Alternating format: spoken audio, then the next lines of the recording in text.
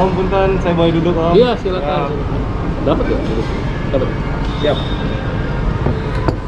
Saya duduk Om. Iya, iya. Oke, teman-teman, jumpa lagi dengan saya Widya 21 Fan, dengan saya Widya Basuki. Saya gemeteran, samping saya ini bos besar. Mungkin kalau badan besarnya saya, bosnya yang sebelah saya. Ini kebetulan dengan Pak Rudi, CEO dari, saya sambil baca ya teman-teman, takut salah sebut. Beliau CEO dari V2 Indonesia, Cave Pacific Place, Musik Plaza Indonesia, Nakamichi Tunjungan Plaza, Pakuwon Surabaya, Pakuwon Mall ya tentunya, Anomali Coffee Pondok Indah. Nah, Anomali Coffee Pondok Indah ini sering didatengin sama anak-anak motor, tapi bukan geng motor yang buat anarkis ya teman-teman, tapi geng motor yang mencari silaturahmi, tempat yang cozy dan nyaman untuk bersilaturahmi.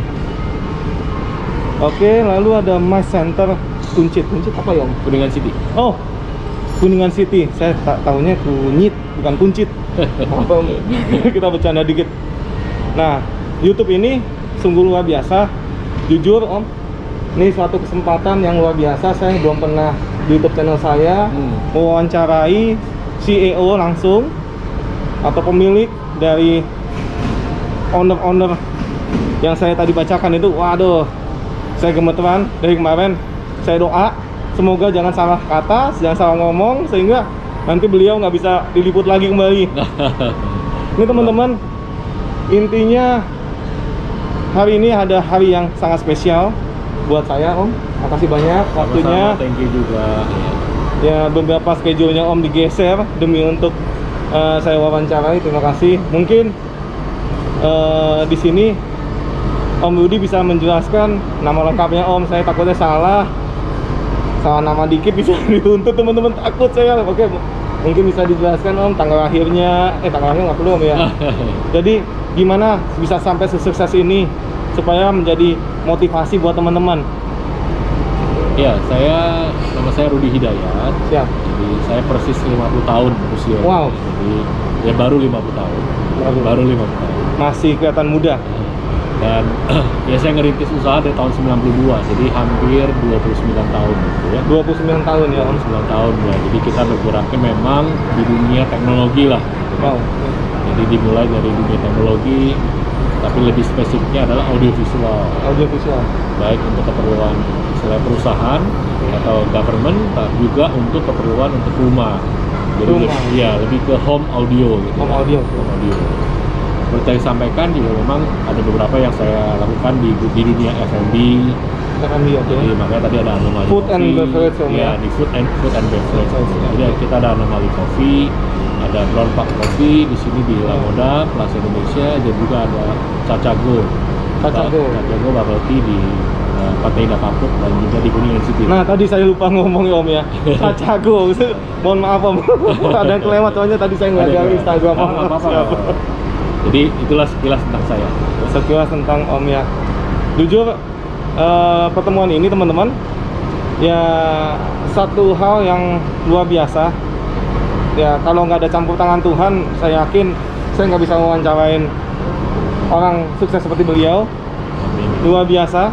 Nah, mungkin ada cerita sejarahnya Om, sampai gimana bisa usahanya berkembang dan maju seperti sekarang ini, supaya nanti teman-teman yang masih muda, ya ibarat kata, maaf Om ya, ada beberapa orang katakan ya karena orang tuanya punya, tapi dia tidak mempunyai motivasi untuk mengembangkan dirinya. Nah, tapi banyak juga ada yang orang tuanya punya, karena dia punya motivasi, akhirnya bisnis orang tuanya berkembang, makin maju. Nah, mungkin ada motivasi apa Om sejarahnya bisa sesukses ini? Ya pertama memang saya tidak meneruskan usaha keluarga karena kan justru sebenarnya semua ini sejarahnya terjadi karena memang kondisi bisnis dari orang tua saya saat itu sedang parah lah. Oke. Sehingga ketika saya masih ya level SMA, saya dididik untuk bisa mandiri. Oke. Jadi mandiri untuk bisa juga menyiapkan buat kuliah gitu ya. Jadi dengan cara saya pagi bekerja, malam kuliah. Pagi bekerja, malam kuliah. Iya, Ya. jadi memang untuk cari uang, jadi cari Cari uang sendiri pengalaman lah. juga Om ya. Dan cari pengalaman gitu ya, karena itu makanya harus dipaksa seharian tuh ya memang dia capek gitu ya saat itu ya. Jadi paginya udah kerja, malamnya udah kuliah juga, belajar juga gitu kan, dan terjadi hari demi hari. Jadi memang sejak saat itu saya udah belajar untuk mandiri kan, karena justru pengaruhnya karena ketika saat itu saya ya dalam tanda petik bersyukur ketika orang tua memang lagi usahanya menurun, ya kan, ini yang menjadi didikan gitu ya. Jadi bersyukur dalam hal yang sisi positif gitu ya. Jadi ini adalah buat saya adalah ya didikan gitu. Jadi sehingga kita tidak mengandalkan ya kemampuan orang lain atau orang tua gitu kan, tapi harus mengolah dari diri sendiri. Nah buat saya ketika saya awal juga pasti bekerja gitu ya, lalu sehingga saya membuka usaha tahun 92. Saya rasa kunci pertama adalah setiap kita harus punya passion dulu. Oke. Ya, jadi passion, jadi harus punya Penting dong passion, ya. penting Passion ya.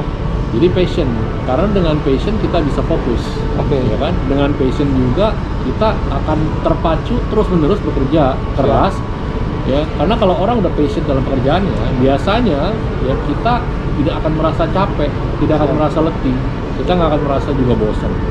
Tapi terjadi malah kita terus-menerus kita bisa kembangkan. Jadi buat saya ketika buka usaha, saya punya passion di dunia teknologi tentunya gitu kan. Jadi saya merasa itu jadi kayak bagian dari hobi. Tapi hobi yang harus menghasilkan uang. Karena hobi ada yang membuang uang gitu. Betul. Tapi ini hobi yang harus menghasilkan uang. Nah, jadi ketika saya membuka usaha seperti itu terjadi. Jadi ya perlahan demi perlahan dengan passion kita bisa mengembangkan ke arah bisnis yang lain tentu saja. Ya, tentu saja. Jadi contoh misalnya kenapa saya sekarang bergerak di bidang audio tadi gitu kan, di bidang audio buat rumah gitu. Karena emang saya hobi musik gitu ya, dengerin musik. Jadi gara-gara hobi dengerin musik, saya beli satu peralatan audio gitu saat itu tahun 2002 kalau saya nggak salah. Nah dari situ akhirnya malah saya mengembangkan, ini kayaknya bisnis bagus juga nih kalau di Indonesia kita mengembangkan ini. Nah, mulai perlahan demi perlahan, ya, dan puji Tuhan saat ini boleh dibilang kita termasuk one of the big player dah di dalam dunia audio, khususnya untuk rumah gitu ya. Nah jadi itu tadi yang pertama passion. Yang kedua memang kita harus loyal. Jadi loyal dalam arti loyal terhadap siapapun, loyal terhadap customer pun itu harus dilakukan. Jadi tidak melakukan hal yang dalam tanda petik misalnya ya kita mencoba menipu customer misalnya. Berarti itu kan nggak bagus. Mungkin arahnya ke ini Om ya, self and services. Ya bisa ke sana betul. Ya. Jadi loyal terhadap misalnya brand. Kita misalnya pegang merek A gitu. Kita akan fokus di merek A. Jadi kita tidak bikin misalnya kita ada merek A, ada merek B, padahal A dan B saingan gitu. Tapi kita semuanya kita mau ambil, itu kan nggak boleh. Jadi kita harus loyal. Jadi dengan loyal kita akan bisa lebih more steady gitu ya, lebih more kita lebih jalan kita di dalam usaha itu akan lebih istilahnya akan benar-benar arahnya sesuai dengan goalnya gitu. Ya, jadi intinya seperti menurut saya passion dan loyal itu harus dikembangkan berbarengan kayak dua pilar gitu. Passion dan loyal. Iya. Ya. Oke. Nih teman-teman, jujur ada beberapa hal yang saya tangkap dari pembicaraan Om Rudi.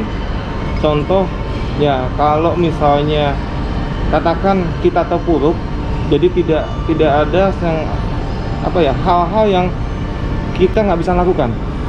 Contoh kalau kita ya pastinya harus kerja keras, ya semangat harus ditimbulkan. Andai kata dia jatuh, kita bangkit lagi. Ya betul Om ya. Betul. Lalu yang kedua harus timbulkan rasa bersyukur. Jadi mau saat ini maju sedikit-sedikit ya bersyukur. Tiba-tiba nanti majunya tingkatnya pesat, jangan sampai kita ini karena diri saya, bukan karena Tuhan, jangan. Ya, betul gitu Om ya. Ya, jadi banyak hal yang saya tangkap sampai akhirnya passion dan loyal. Nah, passion dan loyal memang banyak manusia saat ini, atau katakan orang-orang saat ini ya fashion itu nomor satu, dan teknologi juga nomor satu. Karena gini teman-teman, kalau tadi saya dengar dari Om Rudi sendiri, untuk kehidupan saya seperti saya saat ini, untuk teknologi itu kalau kita tidak ikuti teman-teman, itu bisa ketinggalan. Dan akhirnya ya kalau kita nggak ikutin teknologi ketinggalan, ya udah usaha nggak akan pesat gitu, usaha nggak akan maju, betul Om ya. Terus juga saya suka juga dengan Om Rudi bilang musik betul, musik itu membuat suatu ketenangan. Mungkin teman-teman bisa mengunjungi gerai-gerai yang tadi saya sebutin, nanti Instagramnya saya masukin. ke video YouTube saya. Jadi lokasinya di mana aja, supaya teman-teman bisa kunjungin ke lokasinya. Itu bagus banget. Memang speakernya tadi unik, tapi hasilnya bagus banget. Saat kita misalnya istirahat, lelah, kita butuh suasana yang tenang. Daripada kita, mohon maaf nih generasi muda, oke lah kita kalau sebatas minuman, is oke lah, tapi jangan ngedrugs. Mungkin itu Om ya. Generasi muda kita harus tanamkan itu Om. Satu hal sebenarnya saya tambahkan gini, jadi kalau buat saya kita sering ngalamin, kita udah ngalamin sering ini krisis tahun 98. Oke, krisis 98. Kerusuhan. 2008 juga pun ada global ekonomi ya. Dan kemarin Covid tahun lalu gitu, sampai sekarang masih Covid. Buat saya adalah gini, buat teman-teman semuanya, artinya jangan sampai kita keadaan begini itu membuat kita kayak sepertinya langsung down. Siap. Kita harus tetap punya hal yang melihat segala satu itu ada positifnya. Oke. Ya, saya percaya bahwa di dalam saat Covid pun ada bisnis yang sebenarnya kan malah makin maju. Contoh bisnis kesehatan pasti ya, berhubungan dengan kesehatan tuh waduh langsung kayak boom gitu kan. Enggak juga sih Om. Enggak juga sih Om. Enggak juga. Tapi intinya buat saya adalah jangan sampai kita gara-gara situasi yang ya istilahnya tidak bagus, pikiran kita jadi negatif. Itu yang nggak boleh. Oke. Kita harus tetap merasa bahwa Optimis Om ya. Optimis ya, tetap harus punya usaha yang memang juga harus kreatif gitu ya. Jadi memang harus dikembangkan. Butuh juga ada seringan ada iklan dikit. Mohon maaf Om. Jadi mungkin kita lanjutin supaya teman-teman bisa termotivasi. Ya tadi kan kalau saya dengar Om itu kan mengarahkan bahwa ya kejadian saat tahun 98 atau 98 Om ya. 98. Itu kita kan terpuruk sekali krisis moneter, kita bisa lewatin. Di saat kayak gini juga pandemi hampir sama, perekonomian juga agak maju enggak, mundur enggak ya. Jadi ya kita harus semangat juga. Ya tentunya harus kreatif, inovatif, dan teknologi harus beriringan. Ya. Mungkin apalagi Om bisa sampaikan Om? Ya, mungkin hal lain adalah ketika kita memang sudah fokus gitu ya, udah punya passionnya, ya memang kerja keras tuh tetap harus ada gitu ya. Jangan sampai nanti kita berpikirnya ke depannya, wah semua akan terjadi berjalan sesuai dengan ya berjalan dengan sendirinya gitu kan. Jadi memang tadi pikiran kita harus yang tadi kreatif ya, itu memang dibarengi dengan kita kerja keras, dan kita harus atur, kita harus manage gitu ya. Jadi manage waktu ini buat saya adalah juga hal yang penting. Banyak orang mungkin mengatur waktu hal-hal yang mungkin nggak terlalu penting tapi didahulukan, itu juga salah ya. Jadi kita harus berpikir mengatur manajemen waktu itu dengan benar nih. Ya karena semakin kita sudah kreatif, semakin kita fokus, semakin kita juga harus bisa ngatur manajemen waktu. Betul. Jadi jangan sampai manajemen waktu kita berantakan ya, karena waktu kan bukan hanya buat kita bekerja ya, kita juga harus beristirahat, kita harus juga mungkin keluarga, kita juga harus lakukan hal-hal yang mungkin berhubungan dengan kesehatan, misalnya olahraga gitu kan. Jadi semua harus di-manage ya, jadi manajemen waktunya harus diberesin sih buat rekan-rekan. Nah ini menurut saya kadang-kadang dulu juga saya belajar gitu ya, jadi banyak membuang waktu yang kayaknya nggak ada faedahnya, sehingga kita kehilangan momen. Karena dalam hal berbisnis kadang-kadang momen itu penting. Kalau momentumnya sudah lewat, ya kita lewat gitu ya. Apalagi kalau zaman kayak lagi susah, lagi Covid, lagi krisis atau apa, itu nggak boleh sampai lewat momentumnya. Nah itu bagaimana mengatur manajemen itu penting di saat itu. Ini berarti ada masukan lagi buat teman-teman bahwa waktu itu sangat berarti teman-teman. Jadi waktu itu berhubungan juga kalau saya ibaratkan dengan umur kita. Kalau waktu kita saat ini juga kita nggak gunakan dengan yang baik, nggak kita olah, nggak kita kerjakan sesuatu hal yang berguna buat kita dan mungkin keluarga besar atau apapun ya Om ya, untuk bangsa dan negara, kayaknya ya mendingan ya kita gini-gini aja, nggak akan jadi yang sukses seperti teman-teman saksikan Om Rudi. Ya kalau menurut saya teman-teman, ya kalau teman-teman gunakan waktu dengan baik, ya ada waktu kosong kita bisa kerjakan sesuatu hal yang berguna lah. Itu bisa menghasilkan duit dan teman-teman bisa apa ya, sukses lah seperti Om Rudi. Mungkin itu menjadi suatu panutan yang mungkin jadi contoh teman-teman harus kerja keras. Jadi nggak ada yang diraih. Kita berdoa sama Tuhan boleh, tapi kalau nggak kita bekerja keras, tentunya nggak akan berhasil. Sama bersyukur Om ya. Ya. Nah itu harus bersyukur juga. Harus itu bagian terakhir apa? Kuncinya. Itu kunci juga ya, bersyukur ya. Saya boleh bilang, kalau boleh saya tambahkan satu lagi, saya keinget kalau kita apapun yang kita lakukan gitu ya, kita harus tetap punya edukasi, belajar yang nggak pernah habis-habisnya. Oke, Jadi itu buat saya adalah penting.